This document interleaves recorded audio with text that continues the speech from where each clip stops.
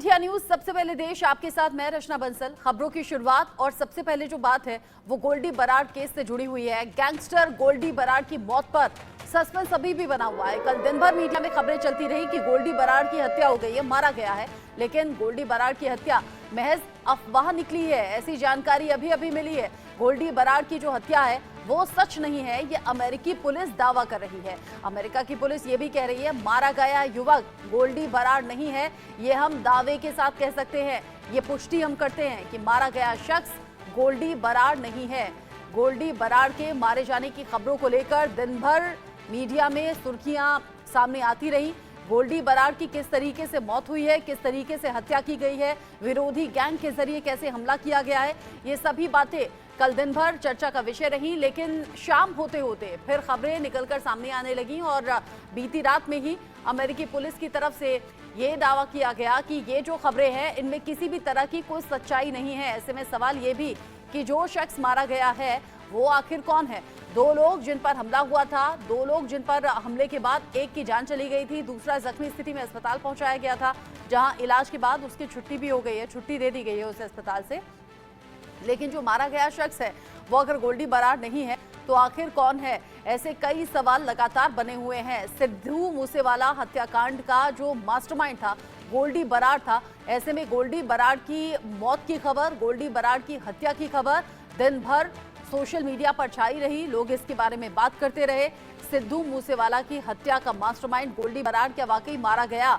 मौत का सच आखिर है क्या? गोल्डी बराड़ क्या जिंदा है या फिर वो मारा गया है? ये सवाल बन ही रहे थे, इन सब को लेकर सस्पेंस बना हुआ था। इन सब के बीच में अमेरिकी पुलिस ने किया है बड़ा दावा और अमेरिका की पुलिस ये कह रही है, दावे के साथ हम कह सकते हैं कि जो मारा गया शख्स है वो गोल्डी बराड़ नहीं है। इस वक्त का ताजा अपडेट, इस वक्त की बड़ी खबर।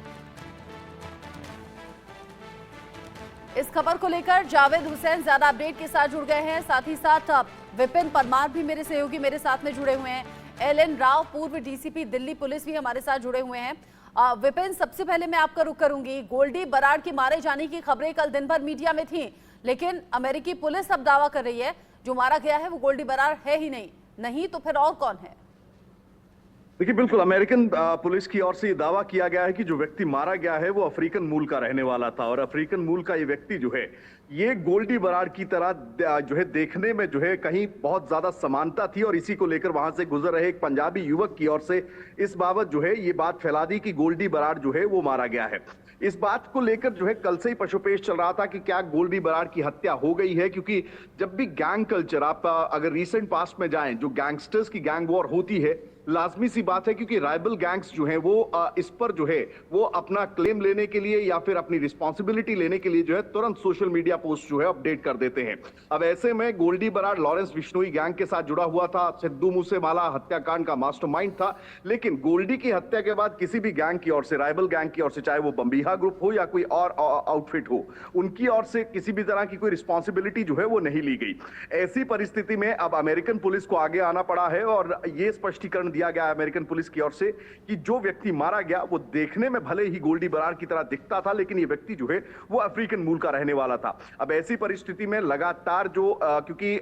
मोस्ट वांटेड क्रिमिनल्स में है, गैंगस्टर्स में है, देश की ओर से भी जो है वो जो लुकआउट नोटिसेस जो हैं, रेड नोटिसेस जो हैं वो जारी किए गए हैं, लेकिन अभी तक अगर बात करें तो इस बात को लेकर जो तस्दीक हुई है कि गोल्डी बराड़ की हत्या को लेकर जो खबरें चल रही थी कि गैंग वॉर में जो है वो मारा गया, और कल ये भी खबरें आ रही थी कि लखवीर लंडा और अर्शदीप डल्ला गैंग की ओर से जो है वो इस पूरी हत्याकांड को अंजाम दिया गया है, उन खबरों पर अमेरिकन पुलिस की ओर से जो है वो विराम लगाने का काम किया गया। लेकिन अभी भी तमाम चीजें हैं, इन्वेस्टिगेशन जो है वो अपने स्तर पर, क्योंकि जब इंटरनेशनल मैटर्स होते हैं तो लाजमी सी बात है कि भारतीय एजेंसियां भी और जो पंजाब पुलिस है वो भी in coordination with American police ये तमाम इन्वेस्टिगेशन जो है वो किया जाएगा। आइडेंटिफिकेशन को लेकर जो है वो तमाम चीजें जो है वो तस्दीक के लिए जो है वो मांगी जरूर जाएंगी। तो वैसे में ये स्थिति जो है वो कहीं ना कहीं क्लियर हुई है। ऑफिशियल स्टेटमेंट जो है वो अमेरिकन पुलिस का आया है और उसमें स्पष्ट कहा गया है कि गोल्डी बराड़ बड़ा गैंगस्टर और सिद्धू मूसेवाला हत्याकांड का साजिश रचने वाला मुख्य आरोपी भी, ऐसे में भारत सरकार की भी नजर, जांच एजेंसियों की भी नजर, ऐसे में मारे जाने की जब खबर सामने आई तो कान सभी के खड़े हो गए। जावेद हुसैन भी मेरे साथ में है। जावेद, अभी तक का इन्वेस्टिगेशन क्या कह रहा है? क्या अमेरिकी पुलिस की तरफ से किया गया दावा 100% सच है? लेकिन गोल्डी बरार एक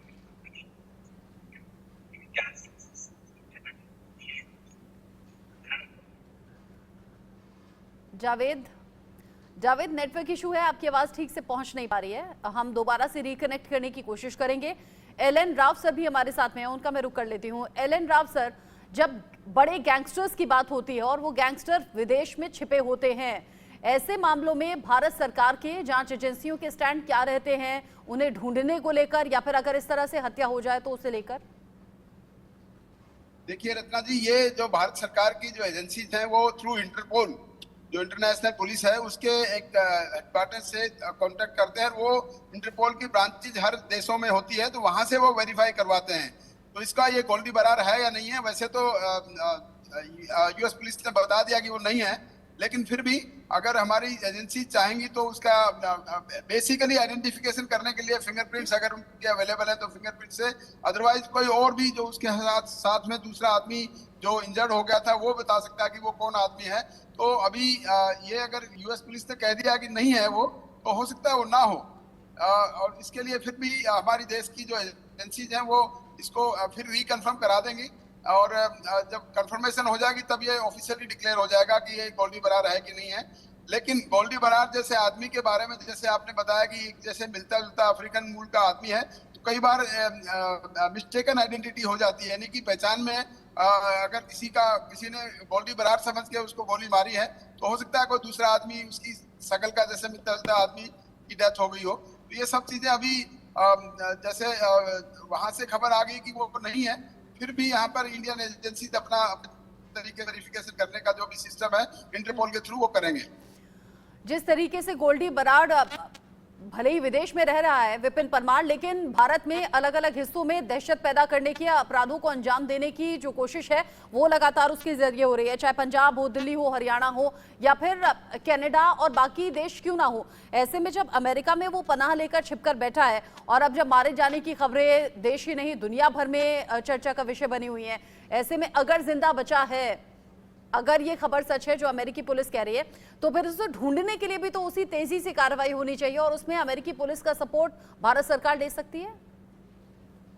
देखिए, तमाम चीजें हैं और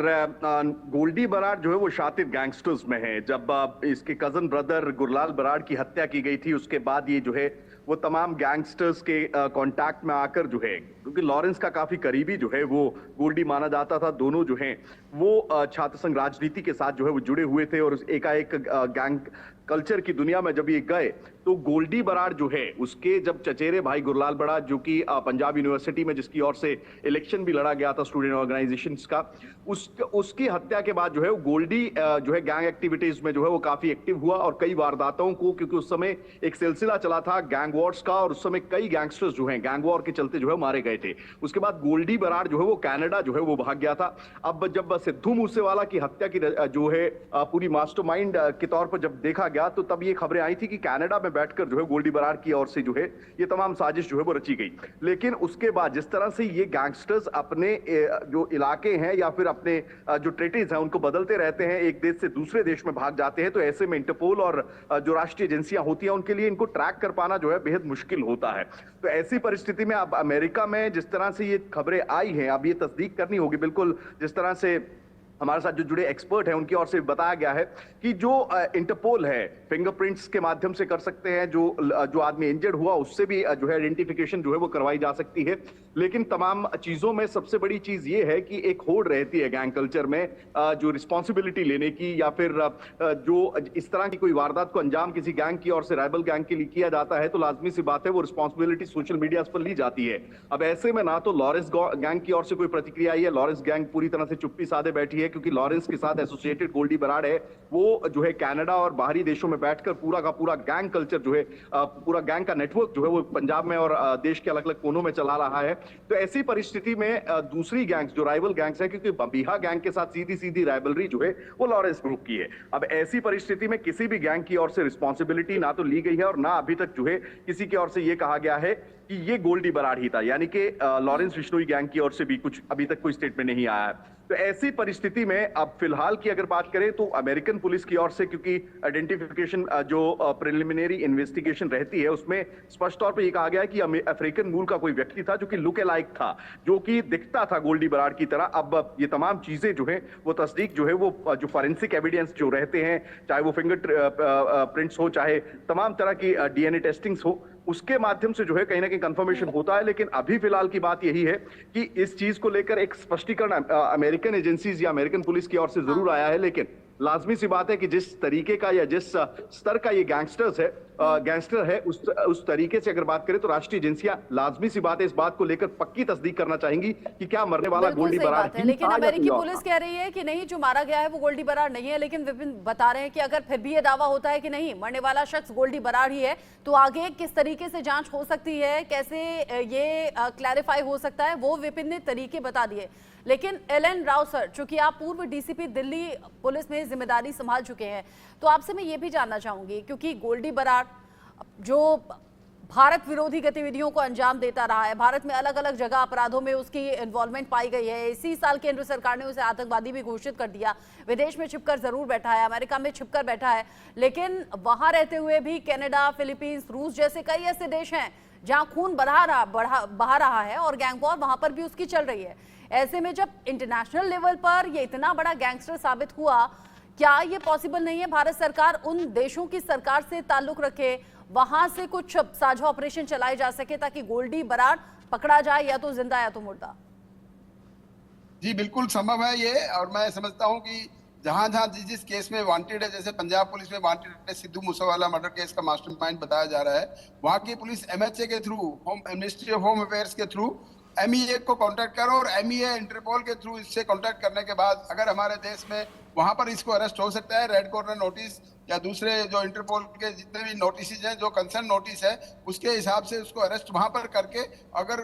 हमारे यूएस के साथ में डेफिनेटली संधि है कि वो कोई भी अपराधी वहां पर है उसको बाद में इंडिया लाया जा सकता है, क्योंकि ट्रायल यहाँ होगा उसका, क्योंकि ऑफेंस जो है वो इंडिया में हुआ, तो वहां से कोऑर्डिनेशन की जरूरत है। हमारे एमईए, एमएचए और ये सारे कोऑर्डिनेट अगर इंटरपोल के through US agencies, US investigating agencies या यूएस पुलिस के साथ करेंगे तो वहां से इसको लाया जा सकता है। और मैं समझता हूं कि इसकी प्रक्रिया चल चुकी होगी, और क्योंकि ये प्रोसेस थोड़ा लंबा होता है इसलिए इसमें थोड़ा डिले लग रही है। अगर ये वांटेड है तो जो प्रोसीजर है इसमें,